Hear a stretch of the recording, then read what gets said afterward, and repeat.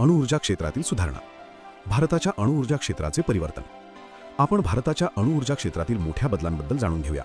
सरकारने डिसेंबर 2025 मध्ये शांती विधेयक मंजूर करून 1962चा जुना कायदा रद्द केला आहे. भारताचे उद्दिष्ट 2047 पर्यंत 100 गिगावॅट अणुऊर्जा क्षमता गाठण्याचे आहे. सध्या भारताची क्षमता केवळ 8.8 गिगावॅट असून ती एकूण वीज निर्मितीच्या फक्त 3% आहे. विशेष म्हणजे भारताचा अणुभट्टी बांधणीचा खर्च जागतिक स्तरावर सर्वात कमी आहे. अणुऊर्जेची गरज आणि सरकारी पुढाकार. पोलाद आणि सिमेंट उद्योगासाठी स्थिर ऊर्जा पुरवठा म्हणून अणुऊर्जा आवश्यक आहे.